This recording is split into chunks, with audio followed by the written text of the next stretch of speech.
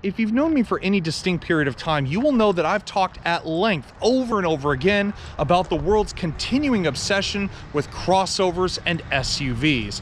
Honestly, it doesn't matter which manufacturer you go with, they all pretty much provide the same recipe. A vehicle that has car-like driving dynamics with a hefty dose of utility provided for the whole family.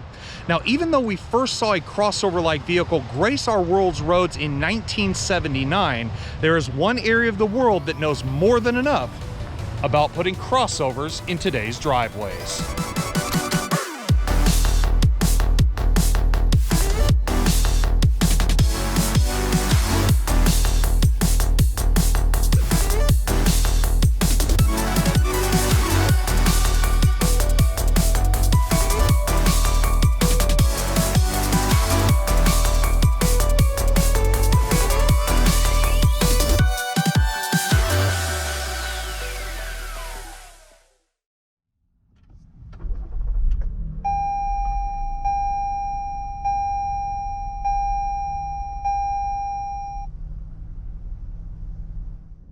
I don't know what it is, and maybe just because I'm getting older here, but there's something so wonderful to me about driving a big, relaxing, comfortable, three-row family crossover like this.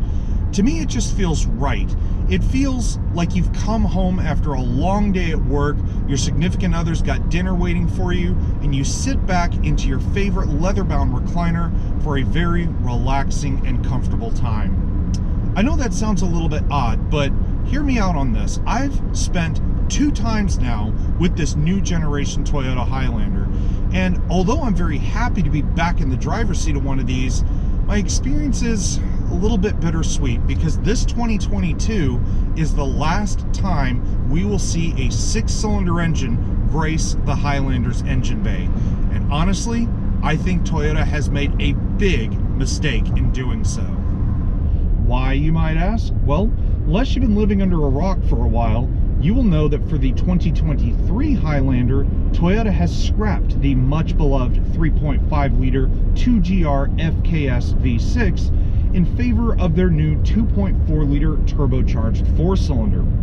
And honestly, putting a motor that small, even with forced induction, in something this big, even though there are plenty of manufacturers that are already doing the same thing, even some that offer a V6 in higher trims as well, well, for Toyota, I just feel like what they're doing is completely wrong. Yes, I know, the new boy makes a little bit more torque but less horsepower than this big old V6, but still, the V6 is so melodic, it's so smooth, it just adds that extra air of, dare I say it, a premium feeling even in the Extreme Sports Edition all-wheel drive test car that I have here. Oh, and if you're thinking that that 4-cylinder turbo is going to get any form of better gas mileage, if you were to compare apples to apples, the new 2023 XSE all-wheel drive only gets 1 mile per gallon better than this V6 equivalent, and that is city and highway. And not to state the obvious here, but I'm sure some of you are plenty aware, these big 3-row family vehicles are not inexpensive. The one I'm sitting in right now starts at a little over $43,000. And with options on this one, it comes to $47,100. That is still a hefty chunk of change, but what surprises me even more is because of that new powertrain that Toyota's put under the hood of the 2023, if you were to get this exact same layout minus the options, the starting price is only $2,000 less than the one I'm sitting in right now that has the options in it. So it begs the question, do you go with the new boy or do you stick with what you love? That's a question I'm going to have to answer when I drive the 2023, but for right now, I'd rather stay put in this. But despite my bittersweet feelings towards Toyota's idea of going from a big V6 to a forced induction 4-cylinder, the Highlander has always stood for one thing, in fact several things in my lifetime, and that is a premium feeling, even in a sports edition trim like this, and it always just feels so comforting. It feels so easy to drive. It doesn't feel hurried or rushed or anything like that. Okay, yes, it's got a bit of a sporty tuned suspension. It's got a torque vectoring all-wheel drive, as I mentioned before. It's got the multi-terrain select system in case you want to go out into the middle of nowhere.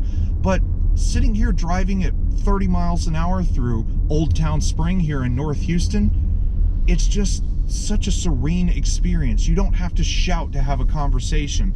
It feels really just effortless to drive. I mean, kind of like a Lexus, I could do 2 fingers on each side of the steering wheel, and the steering is just, it's beautiful. It's just so easy to drive, and I love vehicles like that, because even though this one does wear the Extreme Sports Edition title, it doesn't feel particularly hurried. Well, at least until you put your foot down.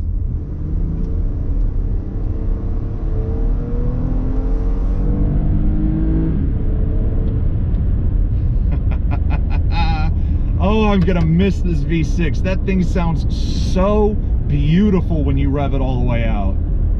Well, there is one thing I've been wondering about, and that is, why have they put a sport mode in a big family crossover? I mean, I can only imagine what it does. It probably raises the revs a little bit, which it does. I went from about 1100 to about 2000. The steering is, well, a good bit tighter. It's not as relaxed, and even though this doesn't have adaptive dampers, it somehow feels a little bit more firmed up. It feels a little bit more taut. I wonder what happens if you poke it a little bit. Oh, there it is. There it is. Oh yeah, that is the sporty attitude I was looking for. Yes, please. I will take a bit more of that. Now, in a sense of normalcy, the Highlander's always been a pretty understated looking medium-sized crossover. And even when this new generation came out for 2020, it was understated, yet it grew a sense of elegance about it at the same time. However, being that our test car here is the Extreme Sports Edition, what Toyota essentially did is took a normal Highlander and pissed it off terribly. And this test car is also singing some serious Eiffel 65 with its beautiful blueprint exterior to match with the extreme bodywork. Now, when I say extreme, I'm not joking. I mean, the first thing that hits you about it is look at those grills. Now, the top one is the more open one here, so fully blacked out, of course, and the bottom one is a lot more closed off. I would have figured that both of them would have had sort of the same sense of openness about them, but then you come up to the headlights, they're fully blacked out. You got LED high and low beams. Your turn signals remain incandescent, being that this is about the mid-range trim for the Highlander, but at the same time, fully blacked out, like I said. And then, of course, you have things like air skirts going through the sides. You have LED fog lights down below, and then a nice little silver chin spoiler to finish it all off. And as if the bodywork wasn't extreme enough for you, this thing takes it a step further by being the longest Highlander that you can buy. Now, I primarily put that down to the extreme bodywork, but at 197.4 inches long, the XSE is actually about 3 inches longer than a standard Highlander of any other trim. What's not so extreme, however, to me, is the choice of wheels that they've put on this thing. These are 20-inch wheels, believe it or not, but because they've put such thick Bridgestone tires on it at 235/55 series, I mean, they look a little bit too small for me, and I honestly think the design is a bit basic. They kind of look like the wheels that came straight off of the Camry XSE, but at the same time, I mean, this is the Sports Edition, but I think they could have done a little bit better with the wheel design overall. But if you're talking about spending almost $50,000 on any vehicle, you would expect to get quite a lot of stuff for the money. And to be honest, this is where I feel the XSE kind of falls flat on its face. I mean, you have some nice aesthetic things like the blacked out mirrors, the turn signal on the side, you got blind spot monitoring with rear cross traffic alert already included, but it only gets a standard size power tilting and sliding sunroof. No panoramic on this. I don't even believe that is an option on this one. And you get the most basic Toyota Advanced keyless access. I do like the fact they put Highlander on the back of the key, so kind of distinguishing which Toyota model that you drive. But we've seen this key before. You got lock, unlock, power tailgate in this case, and panic, as well as the releasable key blade that comes out of the bottom. And of course, you have the touch points on the door to lock and unlock the car. So if you grab the handle as normal, assuming you have the key with you, you hear that unlocks the car, and then if you want to lock it, there's a little rib pattern at the front, and you just lay your finger to it. And while the front of this thing may have the appearance of something that's ready to eat you alive, when it comes to the rear of this particular car, it doesn't seem to suggest much sportiness, more so just a normal Highlander that's been given a little bit more of a silver tongue, if you will. Let me explain. You look up top, you've got a nice little spoiler. That's sporty enough, I guess. The taillights, they're normal ones, just like every other Highlander. You have the LED main lights, LED reversing lights, but incandescent turn signals, kind of a repeat performance of the front. You have a power tailgate back here, as I mentioned before, but you have no intuitive park assist going across the rear bumper. But speaking of that rear bumper, you notice it does sit a little bit lower, and this is where that silver tongue reference comes in, because you remember the silver chin spoiler at the front. Well, it's now been repeated across the rear. And then, of course, to finish it all off, instead of the exhaust being tucked right up under the rear bumper, it's now been given a very nice set of dual exhaust pipes at the back. But of course, the biggest and best thing about even a mid-size 3-row crossover like this is the fact that you can haul quite a lot of stuff. Now, because this is the mid-level trim, there's no hands-free trunk access here, so you can either use the latch under the Toyota badge, or like in this case, we can just use the key fob.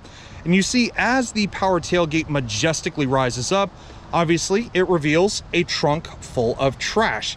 And as you can see, I also have the 3rd row seats folded down in this case, because some of the items I have back here are quite long. But should you have those 3rd row seats up, that's about 16 cubic feet of usable cargo volume. You fold down the 3rd row like this, that extends to about 48 cubic feet of space. And even though this one has the 2nd row captain's chairs, as you can see up there, if you were to fold all of that down, you'd be looking at over 84 cubic feet of cargo volume. That's about the size of a small sofa, much less a whole lot of baggage for a family vacation. So again, if you're looking for utility, this is plenty big enough. And anything you need that's bigger than this, well, you might want to look at something like a Sequoia or bigger.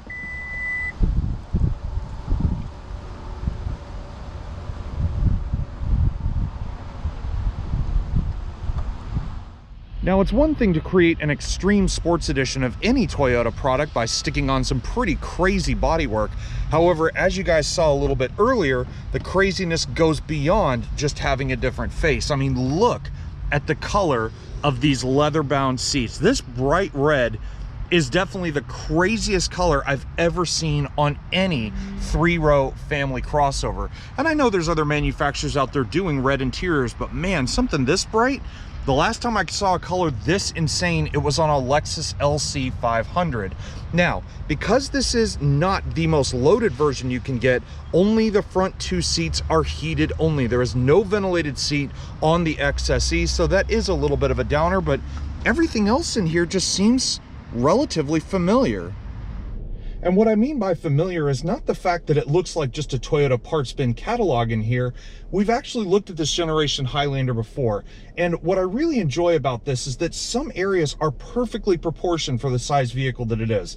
Take the steering wheel, for example. It's leather wrapped. You got all the buttons you could possibly want. And we've seen all of these before. You know, your dynamic all-speed radar cruise control with its distance sensor, lane departure warning, your radio functions, voice recognition, Bluetooth, and the ubiquitous arrow pad for controlling the larger thin film transistor display in your gauge cluster.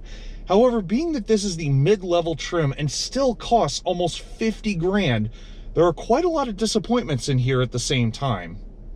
And by far the biggest offender out of this entire car's interior is right up in here. Now, it's not so much the front half of the climate control system in here. There is a system in the back that you can use as well. I mean, the buttons are nice and large, fan speeds and everything useful is right here in the middle. Temperature knobs are nice and big, and of course you've got your heated seat controls on the outside. But it is the fact that right here in the middle is only an 8-inch touchscreen, and believe it or not, this is an option. For an extra $1,700, this is optional. And my biggest gripe of all is the fact that it still comes with Toyota's aging and somewhat glitchy dynamic navigation system. We've seen this on Toyota products before, but I would much rather see Toyota's new highlight system up here. Maybe something like the new Lexus NX that we reviewed last week, where it had your climate controls and screen all combined into one. Something around this similar size. It would just be so much nicer to see that here in a 2022, and I'm sure they're even moving it on to 2023. But of course, I mean, if you don't want to use the dynamic navigation, you can still use Android Auto, Apple CarPlay if you so desire. there. It is not wireless, so do be warned, you do have to use one of the USB-Cs or the USB down here in the bottom in order to use this system.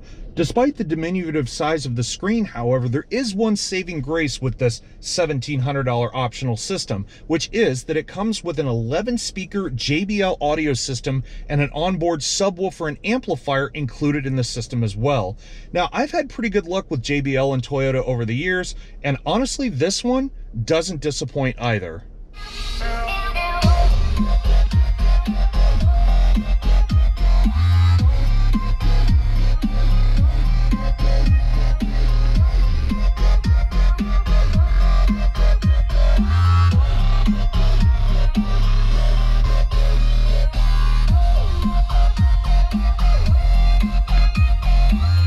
But what I love most of all is the fact that Toyota put everything you need up here in the upper part of the console, and they've cleaned up this middle section quite significantly. There's not a whole lot going on down here in the lower area. I mean, of course, you got a big chunky shifter for the 8-speed automatic transmission. As I said, you got 2 USBs and 1 USB. The main USB, of course, for Android Auto and Apple CarPlay. But there's really not a whole lot of buttons here. I mean, you got your drive modes and multi-terrain select. You've got your auto start stop, hill descent control, snow mode, small stuff like that. And they've even hidden away a few nice little treasures. Like if you slide the console back, you've got your Qi wireless charger here that actually folds up and out of the way, revealing even more tiers of storage down below. So good on Toyota for not putting an excessive amount of buttons right here. It's just everything that you need and nothing that you don't.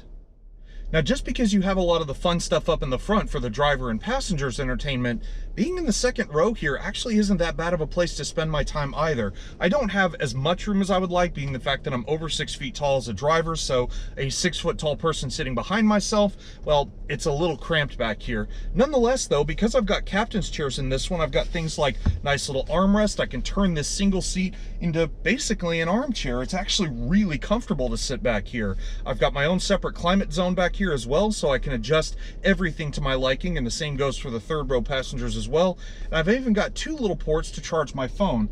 Oh, and if you're worried about it being too bright outside like it is today, got some nice little sunshades you can put up here, if they'll behave themselves, to keep the sunlight out. Oh, and if you're somehow expecting me to squeeze myself into the third row of seats, well, doing that is like trying to squeeze this freight train that's just rolled past us here into, say, your child's playroom. Because as I said, I'm over 6 feet tall, and there is no way that I'm getting any leg room back there. The only way that I possibly could is by using the little latch here on the side and sliding this middle row of seats forward and back. But then again, if you have taller people in the front, well, that's going to become a problem for your second row. And also, did you not notice that they've taken away the red and black theme in the back? I mean, come on, Toyota, at least be consistent here. But alas, just like the sun goes down at the end of every day, this now wraps up our review and drive of the 2022 Toyota Highlander XSE all-wheel drive. I do apologize if you can't really see me, by the way, but let me just reiterate the fact that I'm still very sad that Toyota is getting rid of the V6 in this thing and putting in that turbocharged 4-cylinder. So it was really nice of Toyota to actually lend us the V6 version for one last round with one of my favorite mid-size crossovers. But anyways, guys, if you enjoyed this review today, or perhaps you learned something about the Highlander, give this video a thumbs up, and also while you're at it, hit the subscribe button down below, because trust me, I always appreciate the support, and I want to continue doing videos like this for you guys in the future. But at the end of the day, my credit goes right back to Toyota USA again for lending us this last generation of the V6 Highlander to drive around for a whole week. But at the end of it, guys, I hope you enjoyed the video. I will see y'all next time. Take care, everybody, and stay safe.